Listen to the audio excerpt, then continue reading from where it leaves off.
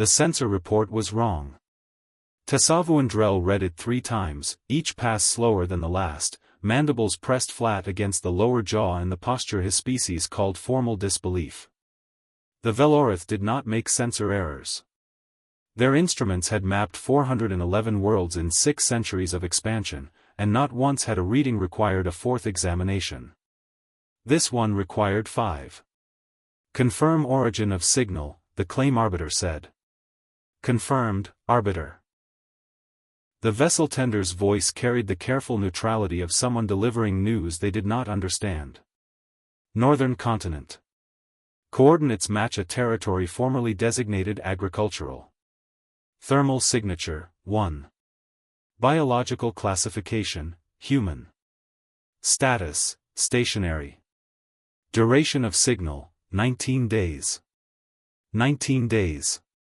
Tasavuandrel rose from the command shelf and crossed to the primary observation panel. Below, through 50 kilometers of cloud and smoke from the orbital preparatory strikes, the third planet of this unremarkable yellow star looked precisely as it should, which was to say, empty. The human population had evacuated in the standard pattern, chaotic, grief-stricken, ultimately inevitable. Their fleet had been shattered at the outer marker. Their ground forces had dispersed. Their government had transmitted the formal notice of planetary withdrawal 11 days prior, sealing the Velorith's claim under Article 9 of the Galactic Compact. Article 9 was very clear. A world without inhabitants was a world without claim. Except for this one thermal signature. This one biological reading. 19 days old, stationary, on the northern continent, in the ruins of what human cartographic records called Finland. Dispatch a survey lander, Tasavuandrel said. For one human? For the claim. The arbiter's tone closed the question. Article 9 requires verified abandonment. Until that signal ceases, the planet is not legally abandoned. He studied the coordinates again. The signature was not moving. It had not moved in 19 days. I want to understand what we are dealing with before the compact's verification window closes. The vessel tender hesitated. Arbiter. Our window closes in 11 days. I am aware. Tasavuandrel pulled his formal cloak straight, a gesture that meant something had become interesting. Prepare the lander. He descended personally. This was unusual. Claim arbiters operated from orbit, dispatching subordinates for surface verification. But something about the stillness of that single signal troubled him in a way he could not precisely name.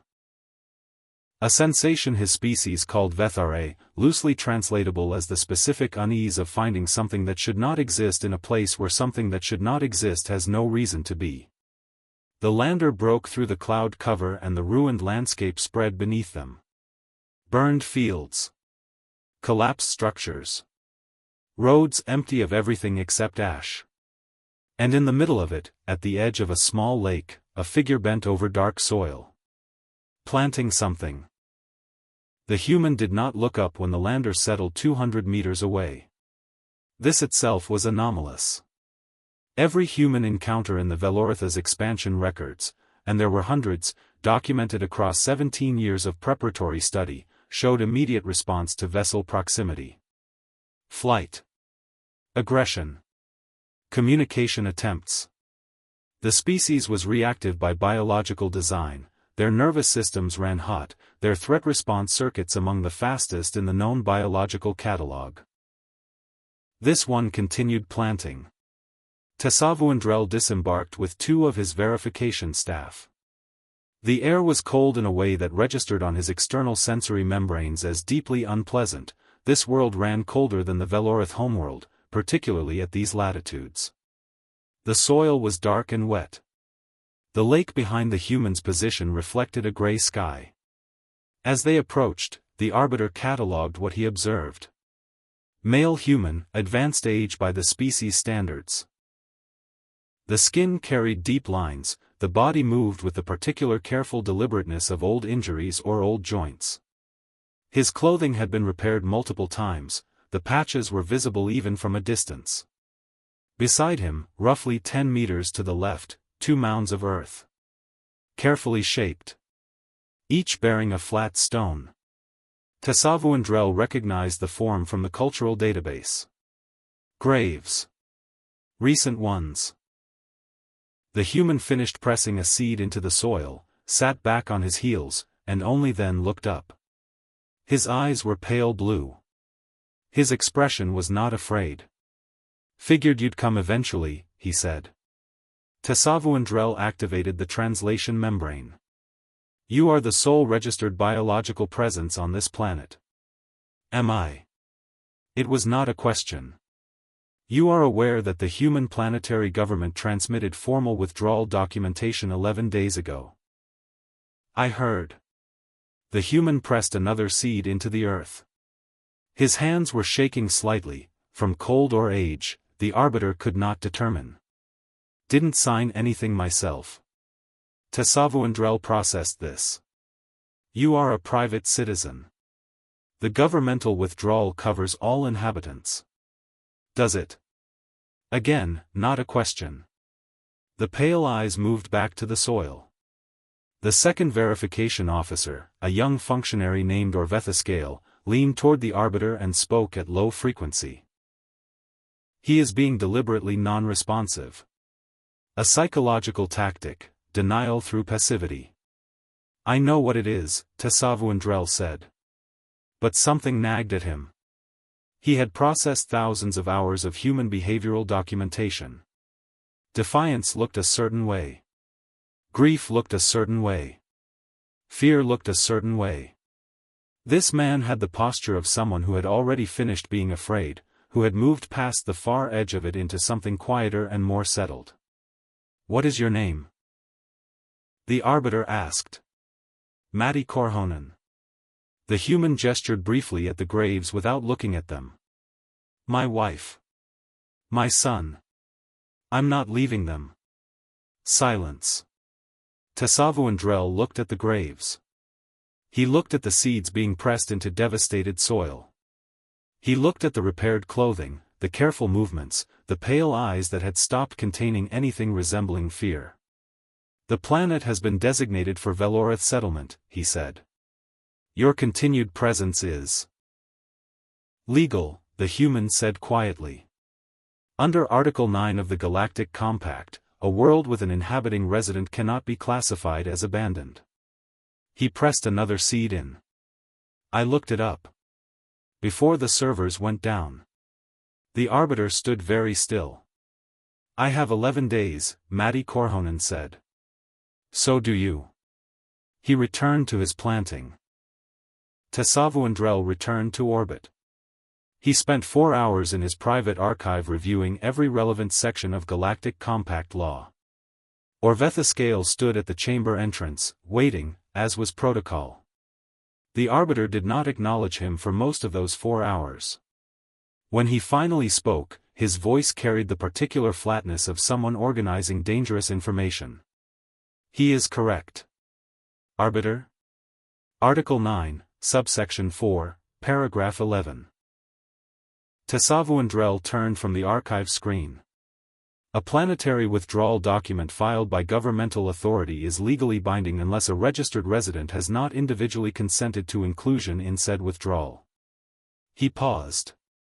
The human government filed a collective withdrawal. They did not obtain individual signatures. Likely because they were evacuating under bombardment and did not prioritize legal formality. Orvethascale was quiet for a moment. One human. One human. The arbiter moved to the observation panel. His legal knowledge is imprecise but directionally accurate. As long as he remains on the surface and maintains biological residency status, the planet cannot pass the Compact's abandonment verification. Then we remove him. Tasavuandrel turned slowly. We do not forcibly remove residents from claimed worlds during active Compact verification windows. This is also in Article 9. Forced removal constitutes hostile displacement, which triggers a full Compact review lasting no fewer than 90 days. A longer silence. He knows that too? Orvethescale asked. I don't know what he knows. The arbiter studied the coordinates on the surface map. The thermal signature had not moved. It was evening at those coordinates, cold, dark, and the human was inside what the structural scan identified as a partially collapsed farmhouse. The roof on one side was gone. The heating signature was from a small fire, not a building system. But he is still there. In 11 degrees above freezing. In a building with no roof. Planting seeds in soil that will not yield anything for months. He paused. Why is he planting seeds? Orvethescale had no answer. Tessavuandrel went back to the surface the next morning. Matti Korhonen was already outside, crouched at the lakeside, filling a container with water. He looked up when the lander approached, waited, returned to his task. You slept here, the arbiter said. Every night for 19 days. The structure is compromised. The temperature dropped to 4 degrees last night. I know. Matti carried the container back toward the planting rows. I've got a sleeping bag. Army surplus. My son's. He set the container down. His name was Arrow. He was 31. Tessavuandrel watched him work. Your government would provide shelter. There are evacuation vessels still within range. You could. I could leave. The human looked at him directly. That's what you need me to do. The pale eyes held no anger, no defiance. Only clarity. So I won't. The arbiter stood in the cold morning air and found he had nothing immediate to say. This man had buried his wife and his son in the ruins of his farm and was now planting seeds in that same ruin, sleeping in a roofless house, drinking lake water, in the explicit knowledge that his survival was the legal mechanism preventing an alien fleet from claiming his planet. He was not a soldier. He was not a diplomat. He carried no weapon, no rank, no institutional authority. He was a man who had decided not to leave. That was all. And somehow that was enough. You planned this, the arbiter said. Not an accusation. Something closer to unwilling recognition. Matti lifted his water container. My grandfather's grandfather farmed this land, he said. His grandfather before him. He gestured at the graves. I'm not leaving them alone in foreign soil. He paused. That's all it is. The legal part, that was just practical. He looked at the arbiter with those pale, exhausted, utterly unafraid eyes. 11 days, he said. Unless you plan to kill me. Tessavuandrel said nothing. Thought so, the human said, and went back to work. The fleet commander summoned Tessavuandrel on the 6th day. Seat Commander Velfric Soren was not a patient being. She had commanded expansion operations for 30 years, processed 42 world claims without complication, and had never once in that career been delayed by a single elderly biological. She made this clear with the compressed efficiency of someone who considered emotion a tactical inefficiency. Remove the obstacle, she said. Forced removal triggers compact review, Tessavuandrel answered. 90 days minimum. We lose the claim window entirely. Then offer him something. I have. What? Evacuation. Safety. Relocation to any neutral world of his choosing. Reconstruction of his property's exact specifications on a habitable world we will provide. The arbiter paused. He declined. Velfric Soren's secondary eyes, the ones that indicated internal temperature, and therefore mood, shifted toward the red band. What does he want? His farm. A silence. His farm, the commander repeated. This specific land. These specific coordinates. He says his family's history is in the soil. Tessavuandrel kept his voice perfectly level. He says he will not leave it. That is irrational. It is. The arbiter paused again. It is also legally sufficient. Velthrixorin stood. She was tall even for a Velorith, and she used her height the way their species used rank insignia, as a communication of hierarchy. We have 4 days. Find a solution. Tasavuandrel returned to the surface. He had been doing this every day now. He told himself it was verification protocol, biological confirmation of continued residency. He did not examine this reasoning too closely. Maddie was cutting wood. He had found a partially standing outbuilding at the property's edge and was dismantling the sections that could no longer bear weight, salvaging usable timber. He moved slowly. He rested often. He did not stop. For days, the arbiter said. I know. The axe came down. A plank split cleanly. The fleet commander will not yield. I know that too. Tasavuandrel watched the axe rise and fall. He had spent 6 days observing this human and had developed no useful strategic counter-assessment. Matti Korhonen did not escalate. He did not negotiate.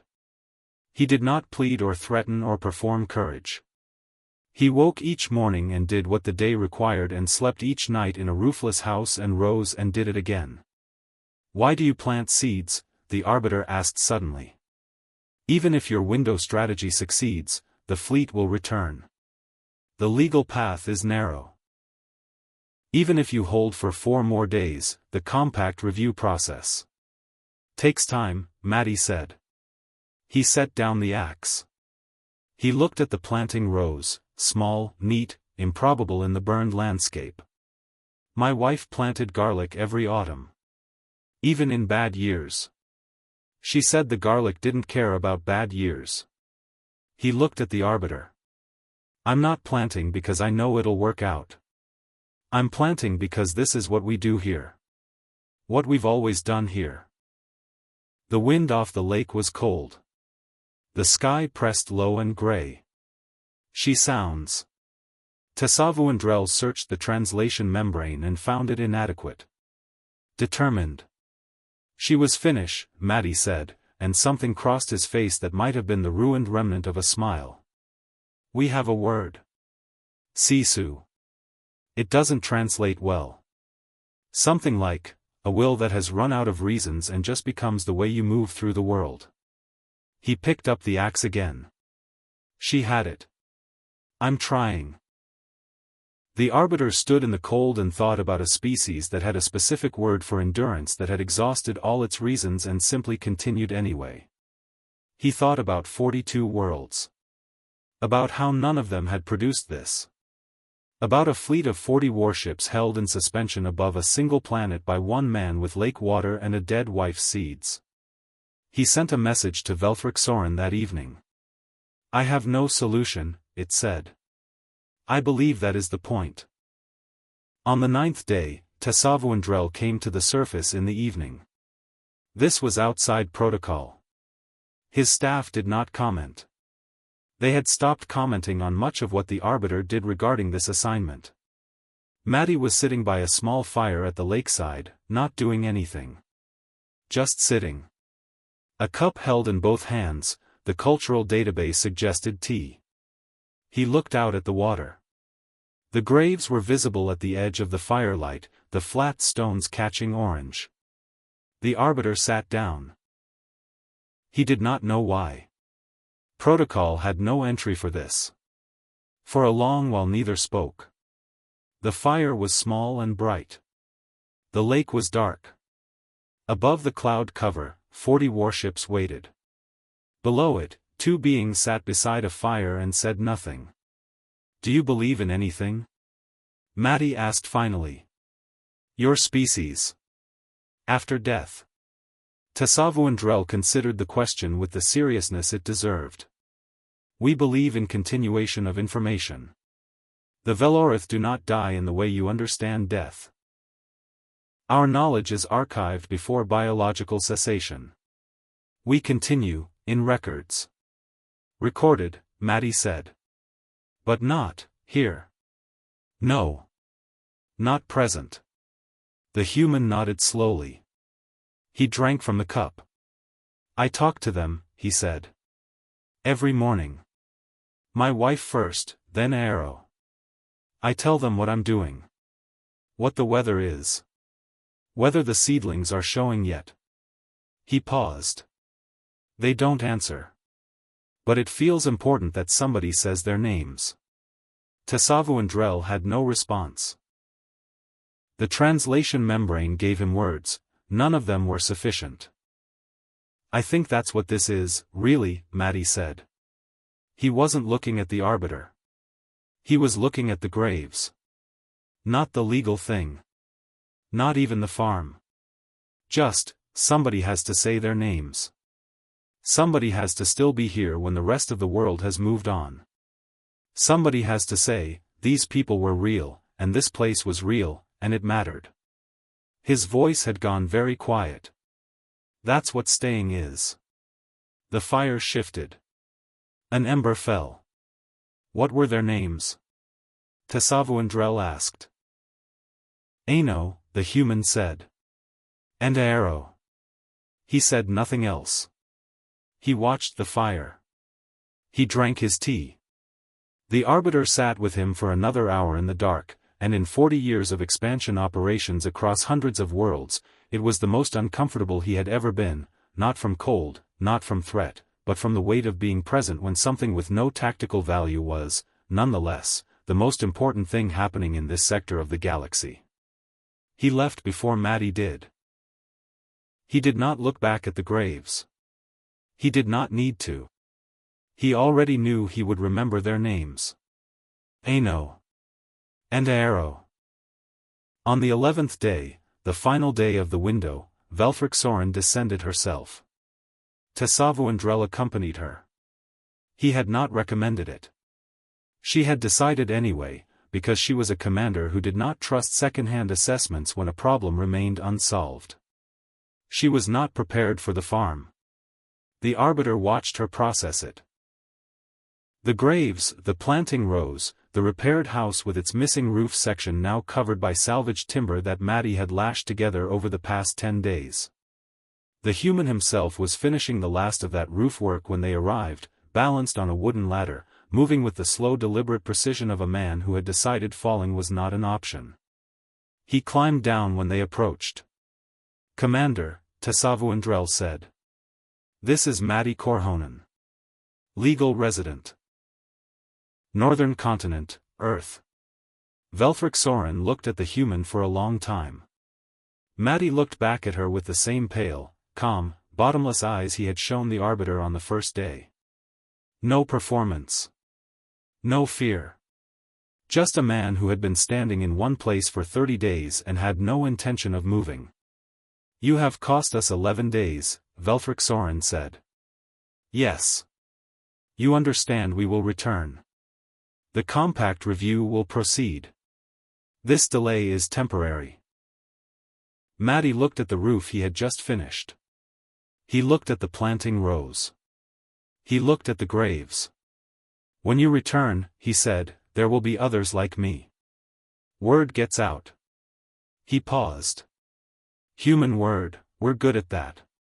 You bombed our cities and we evacuated, and that was rational. That was survival. He looked back at the commander. But this is different. You come for someone's grandmother's kitchen. Their father's workshop. The tree their child climbed.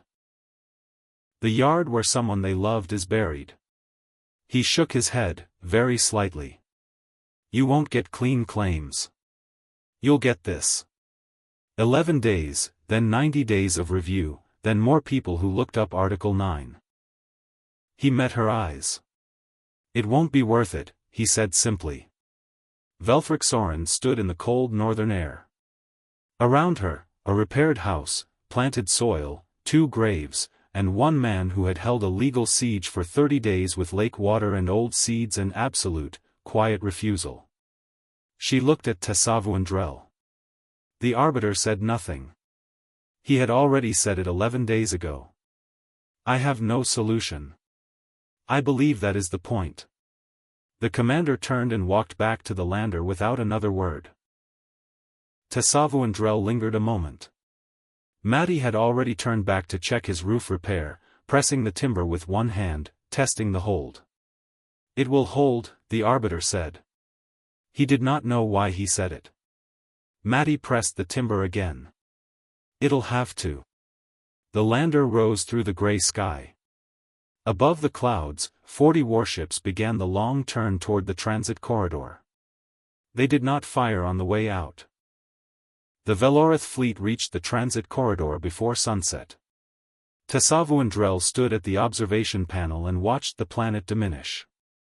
The cloud cover closed over Finland like a gray blanket, unhurried, indifferent to fleets. Orvethescale appeared at his side. The withdrawal will be filed by morning. Claim abandoned, Article 9 violation on record. Compact review will notify the human government. I know. Arbiter, for the record. What was he? A strategist? A government operative? Tasavundrel thought about a man sitting by a fire, holding a cup of tea, saying two names into the dark. A farmer, he said. 6 months later, when Compact Review concluded and the territorial claim was formally processed, the report filed by claim arbiter Tasavundrel contained a single supplemental note, appended without explanation in the section reserved for field observations.